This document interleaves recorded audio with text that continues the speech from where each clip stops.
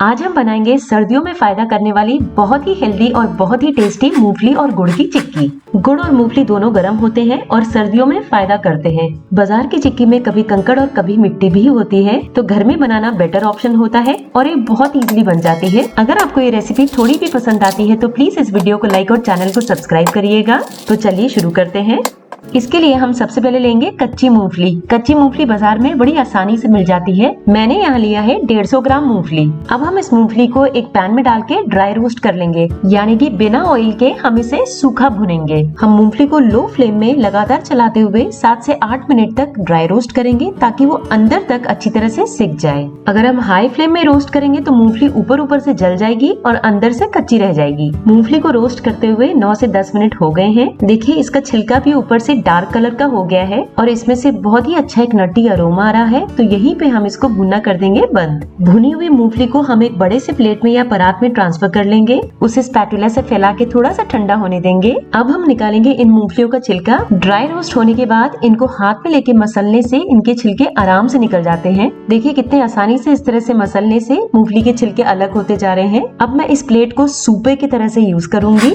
अब जैसे सूपे से झाड़ मारते हैं वैसे ही मैं प्लेट से झाड़ मारूंगी और सारे छिलके आगे की तरफ इकट्ठा हो जाएंगे। देखिए हो गए हैं ना इकट्ठा आगे की तरफ। इन्हें हम हटा देंगे। देखिए मूंगफली एकदम साफ हो गई है, इनमें से छिलके निकल गए हैं। अब इन मूंगफलियों को हाथ से मसल के हम 2 हिस्से में कर लेंगे, यानी कि हर मूंगफली 2 आधे आधे हिस्से में हो जाएंगी।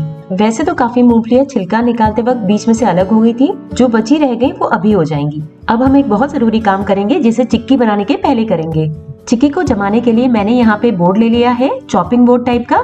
आपके पास जो भी बोर्ड या प्लेट कुछ भी हो आप उसको यूज कर सकते हैं। उसके ऊपर मैंने बटर पेपर लगा लिया है और बटर पेपर को घी से ग्रीस कर लिया है। अब चिक्की को फ्लैट करने के लिए मैं 2 बटर पेपर के बीच में उसको बेलूंगी।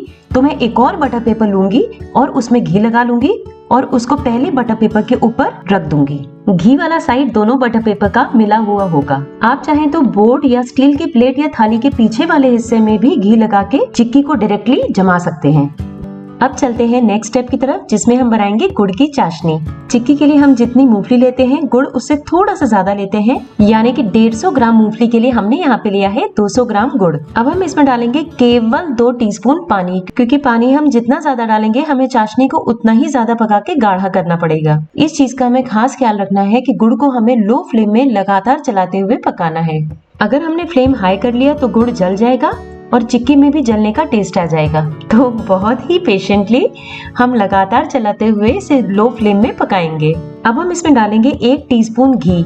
जो बाजार की चिक्की में आप देखते हैं ना, ऊपर से ग्लेज और शाइन आता है, वो इस घी की वजह से ही आता है। गुड़ को चलाते हुए 2 से 3 मिनट हो गए हैं और ये काफी गाढ़ा भी हो गया है। तो हम इसे चेक कर लेते हैं। चेक करने के लिए हम एक प्याली में थोड़ा सा पानी लेंगे और गुड़ की चाशनी थोड़ी सी उसमें ड्रॉप कर देंगे।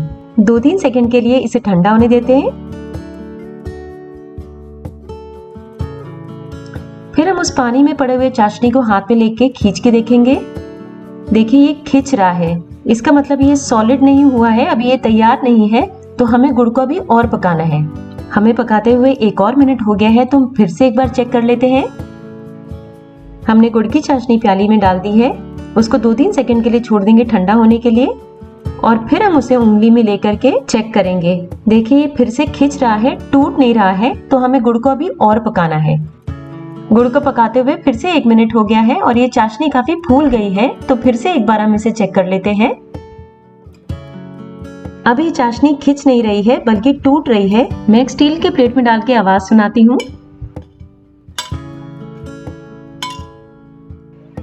अब हम इस चाशनी में डाल देंगे भुनी हुई मूंगफली और अच्छी तरह से चला के गुड़ और मूंगफली को आपस में मिक्स कर लेंगे। हम गैस को स्लो फ्लेम में ही रखेंगे, बंद नहीं करेंगे, नहीं तो गुड़ की चाशनी जम जाएगी। चाशनी और मूंगफली आपस में अच्छी तरह से मिक्स हो गए हैं, तो हम गैस को कर देंगे बंद और जो बटर पेपर हमने तैयार रखा था उसमें इस मिक्सचर को डाल देंगे।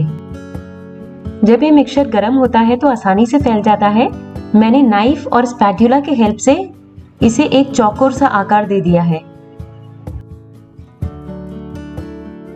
अब हम ऊपर वाला बटर पेपर इस मिक्सचर के ऊपर डाल देंगे और बेलन से रोल कर करके इसे फ्लैट कर लेंगे। ये बड़ी आराम से बिल जाता है। जितना मोटा या पतला आप रखना चाहते हैं चिक्की को, उस हिसाब से आप इसको बेल लें। अब हम ऊपर वाला बटर पेपर हटा देंगे और 2-3 मिनट के लिए इस मिक्सचर को ठंडा होने देंगे। 2-3 मिनट हो गए हैं और मिक्सचर अभी थोड़ा सा गर्म है, तो हम जितने बड़े साइजेस रखना चाहते हैं उसी हिसाब से हम नाइफ से ऊपर निशान लगा लेंगे। अगर ये ठंडा हो गया तो हार्ड हो जाएगा, तो फिर हम नाइफ से निशान नहीं लगा पाएंगे और चिक्की को इवन पीसेस में नहीं काट पाएंगे।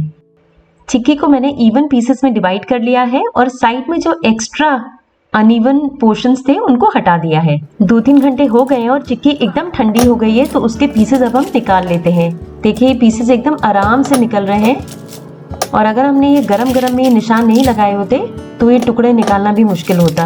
बहुत ही क्रंची है और एकदम आराम से टूट टूट के निकल रहे हैं।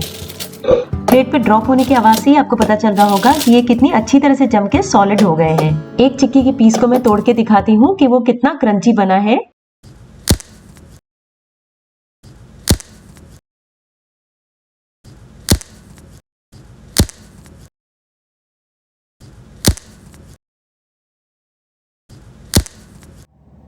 चिक्की के टूटने की आवाज से ही आपको पता चल गया होगा कि ये कितने मार्केट जैसे क्रंची बने हैं। इसे आप एक डब्बे में स्टोर करके आराम से 2 से 3 महीने तक खा सकते हैं। तो मेरे बताए गए मेजरमेंट्स, टिप्स एंड ट्रिक्स को फॉलो करिए और बनाइए परफेक्ट चिक्की।